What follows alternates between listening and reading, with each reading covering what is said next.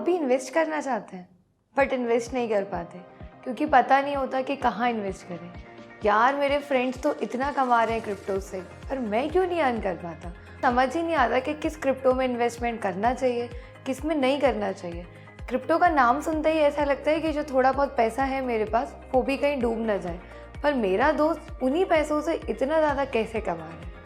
नमस्कार, मैं अनुष्का ESP की ब्लॉकचेन पाठशाला से आप सबका स्वागत करती हूँ। आइए आज इन्हीं सारे सवालों के जवाब मैं आपको देती हूँ और जानते हैं कि क्रिप्टो कॉइन्स की प्राइस कैसे फ्लक्चुएट होती है या कौन कौन से फैक्टर्स होते हैं जिससे उस कॉइन की प्राइस कम या ज़्यादा हो सकती है। तो फिर आप भी इजीली क्रिप्टो में इन्वेस्ट कर पाएंगे और आपको फिर ये नहीं सोचना पड़ेगा कि मेरा दोस्त तो इतना अर्न कर रहा है, मैं क्यों नहीं अर्न कर पा रहा। सबसे पहले जो फैक्टर होता है और जो मोस्ट इम्पॉर्टेंट फैक्टर होता है वो होता है डिमांड और सप्लाई। ये बहुत ही छोटी सी बात है और हम सबको पता है कि जहाँ किसी भी चीज़ की डिमांड ज़्यादा है और सप्लाई कम है तो ऑब्वियसली उसका प्राइस बढ़ ही जाएगा। अब बात आती है कि किसी भी चीज़ की डिमांड कैसे बढ़ सकती है।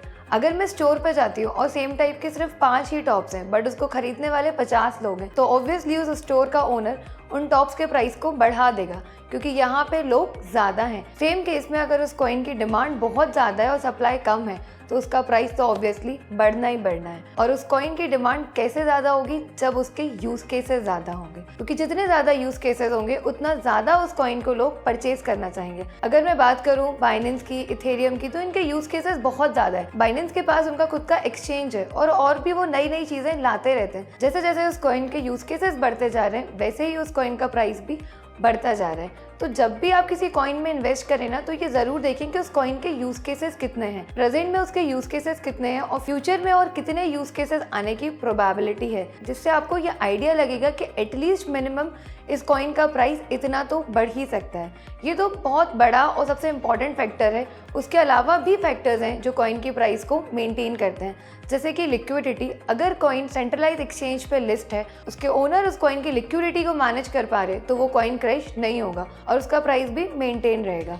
Second thing, burning mechanism. बहुत सारे कॉइन्स होते हैं जो बर्निंग मैकेनिज्म को फॉलो करते हैं एंड आई बिलीव कि वो बहुत अच्छा मैकेनिज्म है।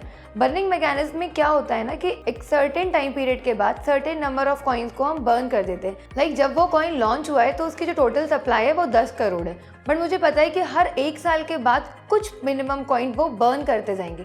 तो यहाँ पे क्या हो रहा है, अगेन वो डिमांड सप्लाई वाली बात है। उस कॉइन की सप्लाई तो कम हो रही है, पैरेलली उस कॉइन के यूज केसेस हैं तो उसकी डिमांड बढ़ रही है। जैसे जैसे डिमांड बढ़ रही है और सप्लाई कम हो रही है तो उस कॉइन के प्राइस को बढ़ने से कोई भी नहीं रोक पाएगा। ये कुछ इंपॉर्टेंट फैक्टर्स हैं, लाइक डिमांड, सप्लाई, उस कॉइन का यूज केसेस, उसकी लिक्विडिटी, उसका बर्निंग मैकेनिज्म, उसके कॉम्पिटिटर्स कितने हैं मार्केट में, गवर्नमेंट ने जो रूल्स निकाले हैं उसमें वो कितना फॉलो कर रहे हैं। ऐसे कुछ इंपॉर्टेंट पॉइंट्स होते हैं जिनको देखकर हम इवेल्युएट कर सकते हैं कि उस क्रिप्टो कॉइन का प्राइस बढ़ेगा या नहीं बढ़ेगा।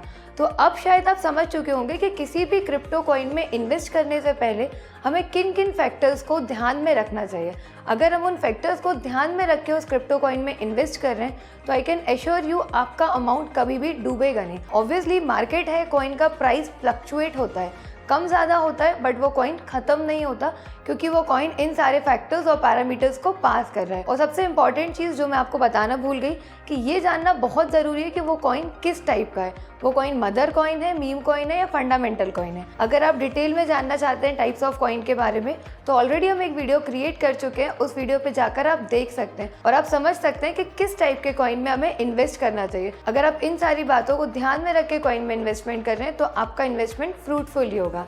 सो इट्स एन एडवाइस, जब भी आप कहीं भी इन्वेस्ट करें, चाहे वो क्रिप्टो हो या कोई भी इंडस्ट्री हो, डू योर ओन रिसर्च, अपनी खुद की रिसर्च करें, किसी और की बातों में आकर इन्वेस्टमेंट ना करें। तो अब आप समझ चुके हैं कि आपको कहाँ इन्वेस्टमेंट करना है। अब आपको ये जेलसी फील करने की ज़रूरत नहीं है कि क्रिप्टो से मैं तो अर्न नहीं कर पा रहा पर मेरे दोस्त कैसे अर्न कर रहे हैं। अब आप भी जान चुके हैं कि अपने दोस्त की तरह आप कैसे क्रिप्टो से इजीली अर्न कर सकते हैं। और ऐसे ही और इंटरेस्टिंग टॉपिक्स के बारे में जानने के लिए हमारे यूट्यूब चैनल को सब्सक्राइब करें, जिससे जो भी नया वीडियो आए उसका नोटिफिकेशन आपको पहले मिले। और अगर और भी ऐसे लोग हैं जो आपके सर्कल में इन्वेस्टमेंट करना चाहते हैं तो प्लीज़ उन तक इस वीडियो को पहुंचाएं, जिससे लोग इन्वेस्टमेंट कर सके और अर्न कर सके।